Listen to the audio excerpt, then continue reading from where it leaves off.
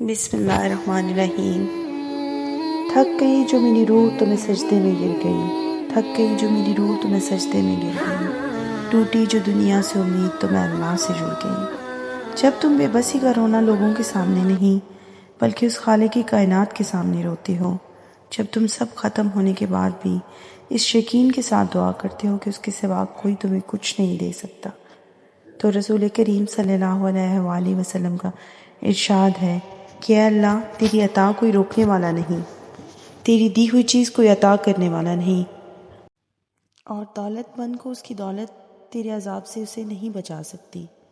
جن راستوں سے اللہ تمہیں گزار رہا ہے، ممکن ہے انہی کا آخری کنارہ معجزوں سے مل جائے۔ اللہ کبھی مایوس نہیں کرے گا، اس کے سامنے گڑ گڑا کر تو دیکھو۔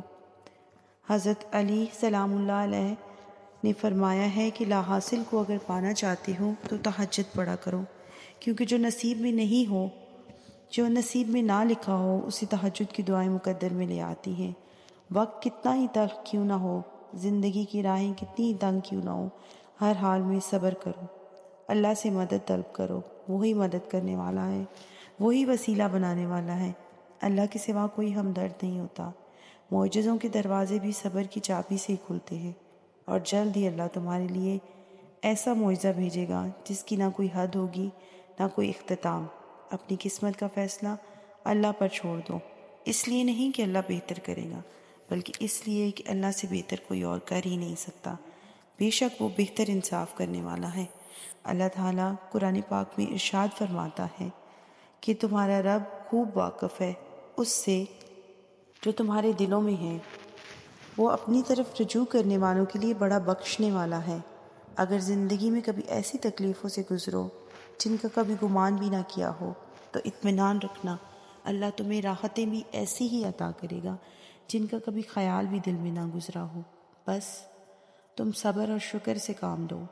ایک وقت آئے گا جب تم ان دکھوں اور تکلیفوں کو سوچ کر مسکرا دو گے جن کی وجہ سے آج پوری پوری رات روتے ہو۔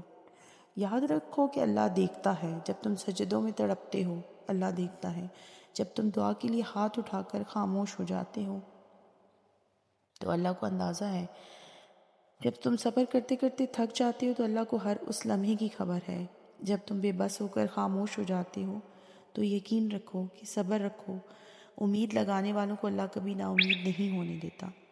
اللہ تعالیٰ انسان سے فرماتا ہے کہ میری طرف آ کر تو دیکھ، متوجہ نہ ہوں تو کہنا، میری راہ میں چل کر تو دیکھ، راہیں نہ کھول دوں تو کہنا، مجھ سے سوال کر کے تو دیکھ، بخشش کی حد نہ کر دوں تو کہنا، میرے لیے بے قدر ہو کر تو دیکھ، قدر کی حد نہ کر دوں تو کہنا، میرے لیے لٹ کر تو دیکھ، رحمت کے خزانے نہ لٹا دوں تو کہنا، میرے لیے بک کر تو دیکھ، انمول نہ کر دوں تو کہنا، مجھے رب مان کر تو دیکھ، سب سے بے نیاز نہ کر دوں تو کہنا، میرے خوف میں آنسو بہا کر تو دیکھ، مغفرت کے دریا نہ بہا دوں تو کہنا،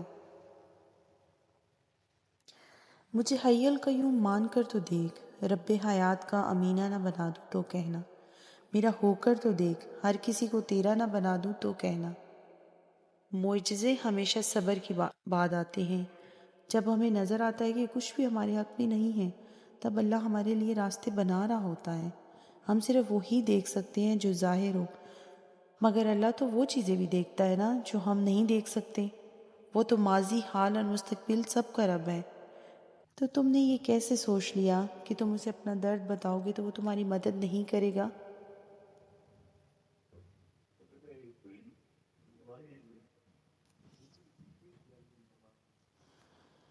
تو پھر تم نے یہ کیسے سوچ لیا کہ وہ تم اپنا اسے درد بتاؤ گے اور وہ تمہاری مدد نہیں کرے گا؟